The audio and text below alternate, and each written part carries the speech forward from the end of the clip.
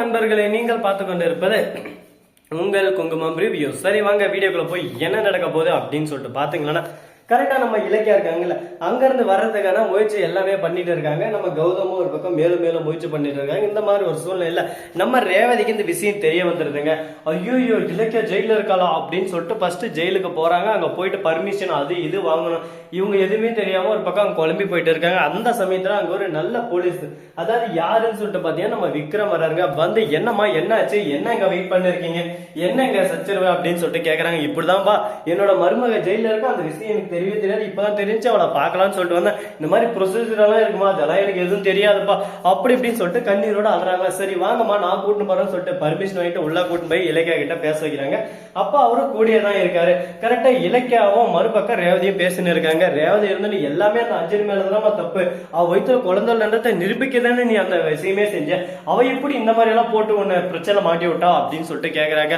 நான் என்ன பண்ணட்டும், எல்லாமே நடந்து போச்சு அத்தை, இதுக்கு மேல ஒண்ணுமே பண்ண முடியாது. இந்த விஷயத்த கார்த்தி கிட்ட சொன்னா கார்த்தியும் நம்ப மாட்டேன்றான், என்னோட எக்ஸ்பிளனேஷனே கேட்கவே மாட்டேன்றான், நான் என்ன சொல்ல வரேன்னு புரிஞ்சுக்க மாட்டேன்றான். உடனே திடுக்கு கோபமா பேசிட்டு இதுக்கு மேல நீங்க எதுவுமே சொல்லாதீங்கன்னு சொல்லிட்டு அவன் பாட்டு புரிஞ்சுக்காம போயிட்டான். இப்ப என்ன பண்றதுன்னு ஒண்ணுமே தெரியல அப்படின்னு சொல்லிட்டு குழப்பத்துல குழம்பி போயிட்டு இருக்காங்க. இப்ப வேற கௌதம் உடஞ்சு போயிட்டு என்ன பண்ணுவாருன்னு சொல்லிட்டு தெரியாது. கௌதம் வேற ரொம்பவே டிப்ரெஷனா இருக்கும். ஐயோ இப்படி ஆயிடுச்சு அப்படின்னு சொல்லிட்டு ஃபீல் பண்ணி கதறி அழுதுன்னு இருக்காங்க. இந்த மாதிரி ஒரு சூழ்நிலையில என்ன பண்ண போறோம் ஏது பண்ண போறோம்னு சொல்லி தெரியாம குழப்பத்துல ஒரு பக்கம் குழம்பி போயிட்டே இருக்காங்க.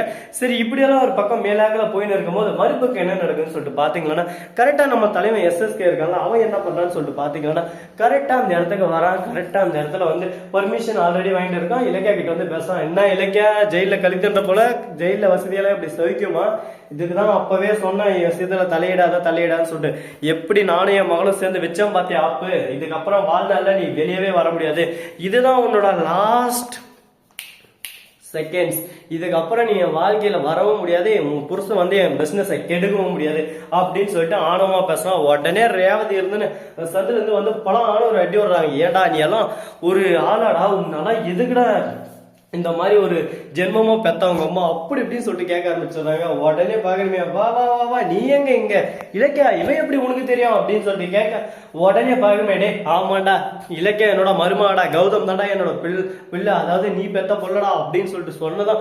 உடனே கொஞ்ச நேரம் யோசிச்சுட்டு கண்ணு தண்ணி ஒரு பக்கம் மாலையா வருது.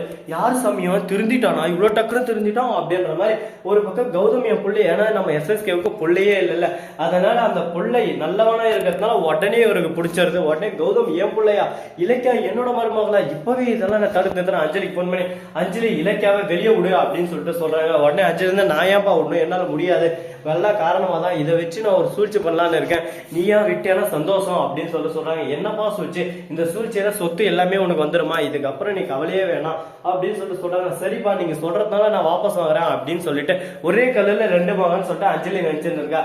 ஆனா அஞ்சலிக்கு 2 மங்க இல்ல 3 மங்க கூட கிடைக்க போறதுன்னு அஞ்சலிக்கு பார்த்தாலும் தெரிய போகுது. சோ நண்பர்களே, இந்த வீடியோ பிடிச்சிருந்தா லைக் பண்ணுங்க, கமெண்ட் பண்ணுங்க, ஷேர் பண்ணுங்க, டிங் பெல்ல தட்டி விட்டு போங்க. அப்பதான் நான் போற அடுத்த வீடியோ உடனுக்குடன் வரும். மிக்க நன்றி, தேங்க்ஸ் ஃபார் வாட்சிங்.